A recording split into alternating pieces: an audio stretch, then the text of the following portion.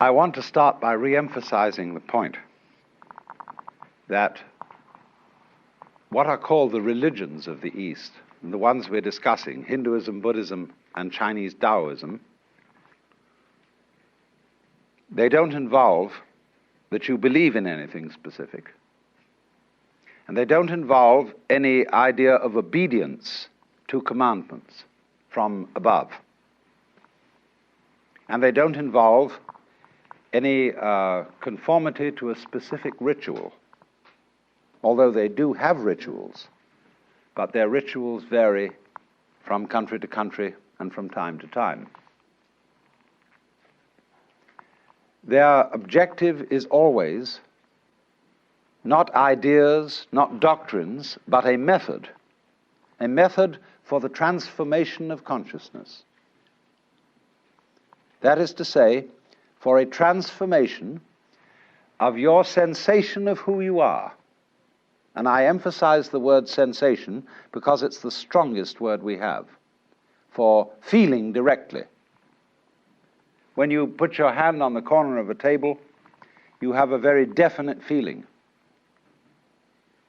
And when you are aware of existing, you also have a definite feeling.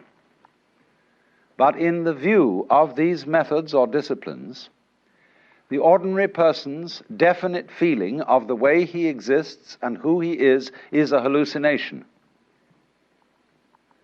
To feel yourself as a separate ego, a source of action and awareness that is entirely separate and independent from the rest of the world, somehow locked up inside a bag of skin, is seen as a hallucination. That you are not a stranger in the earth, that comes into this world either as a result of a natural fluke or being a sort of spirit that comes from somewhere else altogether. But that you, in your fundamental existence, you are the total energy that constitutes this universe.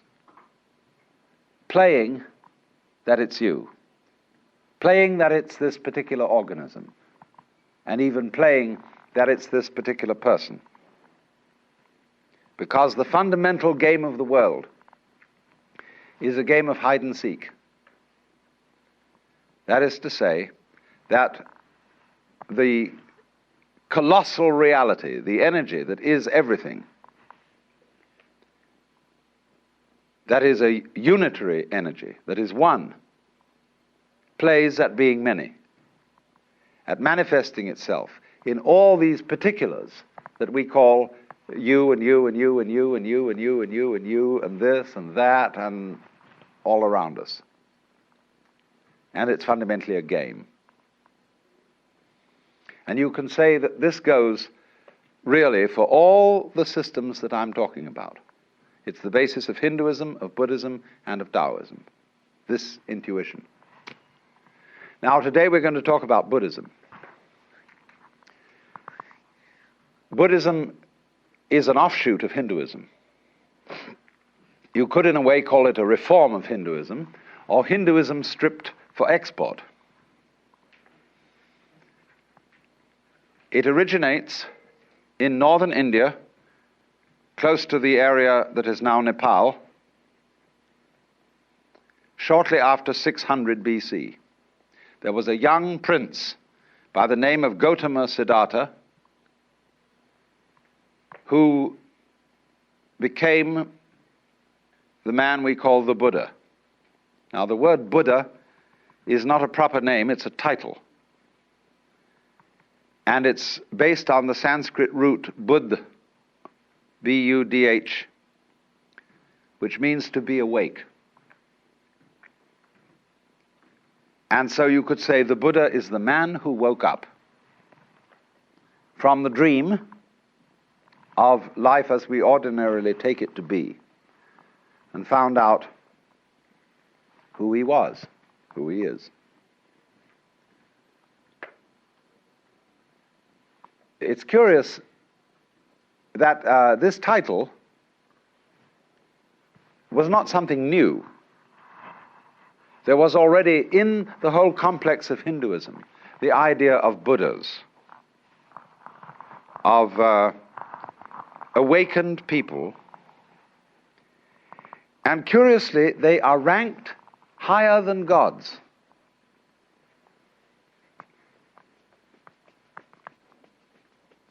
Because in the view of Hinduism, even the gods, or the angels, the devas, are still bound on the wheel of the sort of squirrel cage of going round and round and round in the pursuit of success. And the idea is that if you pursue something that you can call success, pleasure, good, virtue, which originally, of course, means strength, magical power, all these positive things, you are under illusion because the positive cannot exist without the negative. To be, you only know what to be is by contrast with not to be. So if we say, now, there is a coin in the left hand, there is no coin in the right. And from this you get the idea of to be and not to be. And you can't have the one without the other. So if you try to pursue, to gain the positive, and to deny, get rid of the negative, it's as if you were trying to arrange everything in this room so that it was all up and nothing was down. You can't do it. You set yourself an absolutely insoluble problem. Because the basis of life is spectrum. I'll consider the spectrum of colors. When you think of a spectrum, in what form do you think of it? Most people think of it as a ribbon, with red at one end and purple at the other. But the spectrum is actually a circle, because purple is the mixture of red and blue. It goes right round. And so in this way, all sensation, all feeling, all experience whatsoever is moving through spectra. You don't only have the spectrum of color, you have a spectrum of sound, you have various complex spectra of texture, of smell, of taste, and you're constantly operating through all the possible variations of experience. And it implies that you can't know one end of the spectrum without also knowing the other. So if you wanted, if say your favorite color is red, and you wanted only red, and you had to exclude, therefore, blue and purple. Without blue and purple, you can't have red. Behind, of course, all the various colors in the spectrum is the white light. And behind everything that we experience, all our various sensations of sound, of color, of shape, of touch, there's the white light.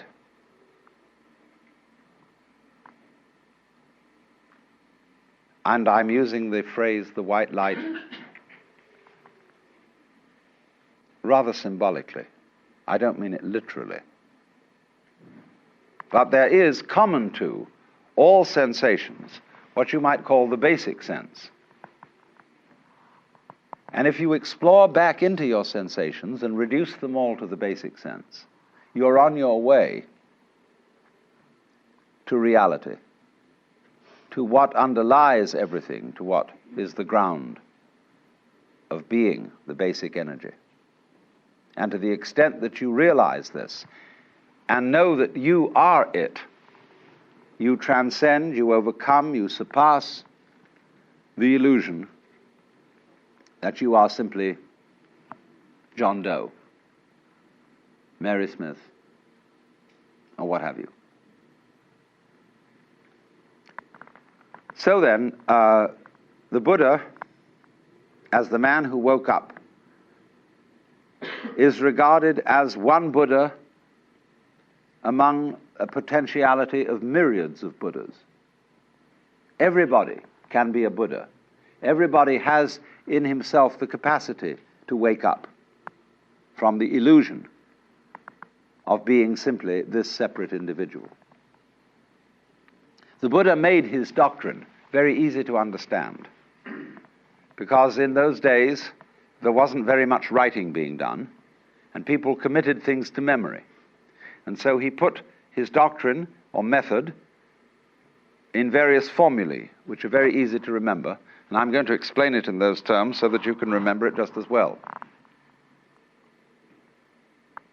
He, of course, practiced the various disciplines that were offered in the Hinduism of his time, but he found in a certain way that they had become unsatisfactory, because they had overemphasized asceticism,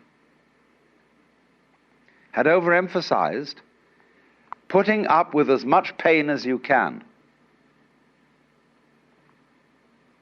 There was a feeling, you see, that if the problem of life is pain, let us suffer. And this is the root of the ascetics, you see, who lie on beds of nails, who hold a hand up forever and ever and ever, who eat only one banana a day, who renounce sex, who do all these weird things, because they feel that if they head right into pain and don't become afraid of it, but suffer as much pain as possible, they will, by this method, overcome the problem of pain. And they will set themselves free from anxiety. There's a certain sense in that, as you can obviously see. Supposing, for example, you have absolutely no fear of pain. You have no anxieties. You have no hang-ups. How strong you would be. Nobody could stop you. You would have ultimate courage. But the Buddha was very subtle. He is really the first historical psychologist, the great psychologist, psychotherapist. He is very subtle, because he saw that a person who is fighting pain, who is trying to get rid of pain, is still really fundamentally afraid of it. And therefore, the way of asceticism is not right. Equally, the way of hedonism, of seeking pleasure, is not right. So the Buddha's doctrine is called the middle way, which is neither ascetic nor hedonistic. So it's summed up in what are called the Four Noble Truths. And the first is called dukkha.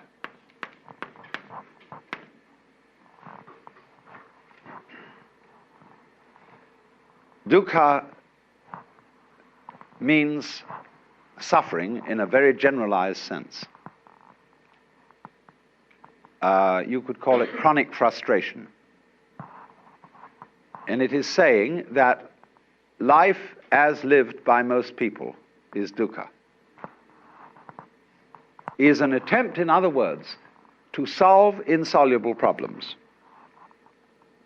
Try to draw a square circle. You can't, because the problem itself is meaningless.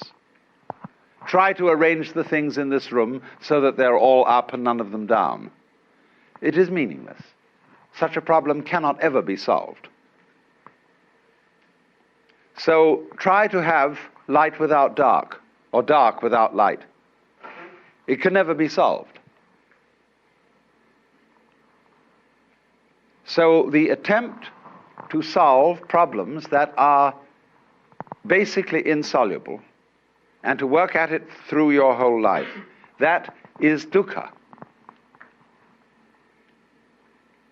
Now, he went on to analyze this, that there are what he called three signs of being. The first is dukkha itself, frustration. The second is anitya. And this means the letter A in Sanskrit at the beginning of a word is often the equivalent of our non. So nitya means permanent. Anitya means impermanent. That every manifestation of life is impermanent. And therefore, our quest to make things permanent, to straighten everything out, to get it fixed, is an impossible and insoluble problem. And therefore, we experience dukkha, or this sense of fundamental pain and frustration, as a result of trying to make things permanent. And the third sign of being is called anatman. Now, you know from my talk on Hinduism that the word atman means self. Anatman means, therefore, non-self. That there is in you no real ego. Now, I've explained that already. I've explained, in talking about Hinduism, that the idea of the ego is a social institution. It has no physical reality. It is simply, the ego is your symbol of yourself. Just as the word water is a noise which symbolizes a certain liquid reality, so the idea of the ego, the role you play, who you are, is not the same as your living organism. Your ego has absolutely nothing to do with the way you color your eyes, shape your body, circulate your blood. That's the real you. But it's certainly not your ego, because you don't even know how it's done from the standpoint of your conscious attention. So the idea of anatman is firstly that the ego is unreal. There isn't one.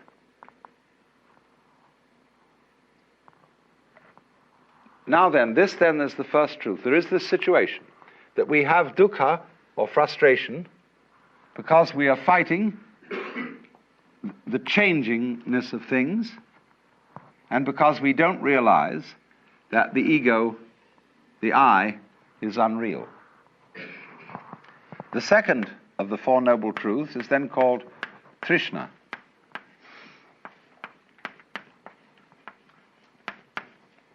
Trishna is a Sanskrit word again, and is the root of our word thirst. And it's usually translated desire, but it is better translated clinging, grabbing, or there's an excellent modern American slangy word, hang up. That is exactly what Trishna is, a hang up. Trishna is clutching. As, for example, what we call smother love. When a mother is so afraid that her children may get into trouble that she protects them excessively. And as a result of this, prevents them from growing. Or when lovers cling to each other excessively and have to sign documents that they will curse and swear to love each other always, they are in a state of trishna. And this is the same thing as holding on to yourself so tightly that you strangle yourself. Now, so the second truth then about Trishna is that the cause of dukkha is Trishna. Clinging is what makes suffering. If you don't recognize that this whole world is a phantasmagoria, an amazing illusion, a weaving of smoke, and you try to hold on to it, you see, then you start suffering. seriously suffering. Trishna is in turn based upon avidya.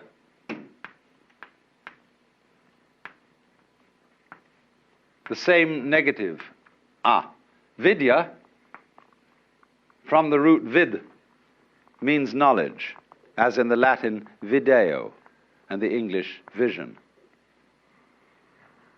Avidya, therefore, is ignorance. Gnosis, gna, means, of course, to know. Knowledge is the same thing as gnosis in Greek. To know. So this is not to know, to ignore, to overlook. And I explained in the first talk in this series how we ignore all kinds of things because we notice only what we think noteworthy. And therefore our vision of everything is highly selective. We pick out certain things and say that's what's there, just as we select and notice the figure rather than the background. Sometimes I draw this on the blackboard and ask the question, what have I drawn? What would you say? What have I drawn? A circle. Any other suggestions? A hole in the black. Yeah, you're getting the point. I've drawn a wall with a hole in it, you see. But ordinarily, you've been reading my books. But ordinarily people see the ball, the circle, the ring or whatever, and never think of the background because they ignore the background. Just as one thinks that you can have pleasure without pain. You want pleasure of the figure and don't realize that pain is the background. So avidya is this state of restricted consciousness, restricted attention, that moves through life unaware of the fact that to be implies not to be, and vice versa. So now the third noble truth is called nirvana.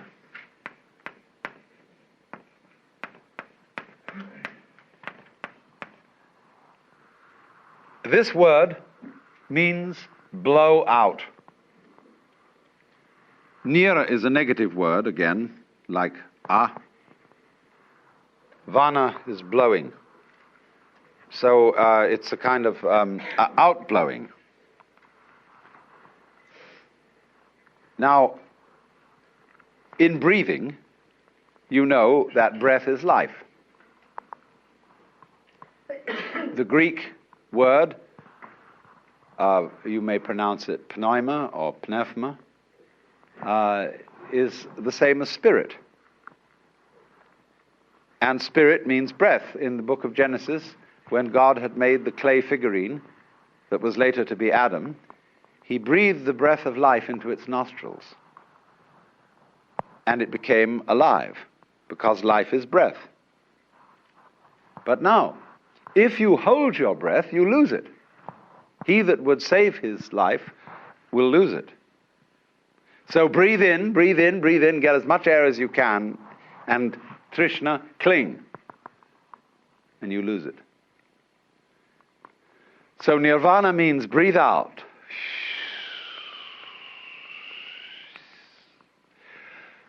What a relief that was. The sigh of relief. Let it go. Because it'll come back to you if you let it go. But if you don't let it go, you'll just suffocate. So a person in the state of nirvana is what we might call a blown out person. Like blow your mind. Let go. Don't cling. And then you're in the state of nirvana. And I re-emphasize the point. This is not, I'm not preaching, see? not saying this is what you ought to do. I'm simply pointing out a state of affairs that is so. There's no moralism in this whatsoever. It's simply pointing out, like, if you put your hand into the fire, you'll get burned. You can get burned if you want to. That's okay. But if it so happens that you don't want to get burned, then you don't put your hand in the fire. So in the same way, if you don't want to be in a state of anxiety all the time, and again I emphasize, if you like to be anxious, it's perfectly all right. See, Buddhism never hurries anyone on. They say, you've got all eternity through which to live in various forms. And therefore, you don't have just one life in which you've got to avoid eternal damnation. You can go running around the wheel and the rat race and play that game just as long as you want to, so long as you think it's fun. But if there comes a time when you don't think it's fun, you don't have to do it. So I wouldn't say to anyone who disagrees with me and who says, well, I think we ought to engage the forces of evil in battle and put this world to right and so on and so forth and arrange everything in this world so that it's all up. Try it, please. It's perfectly okay. Go on doing that.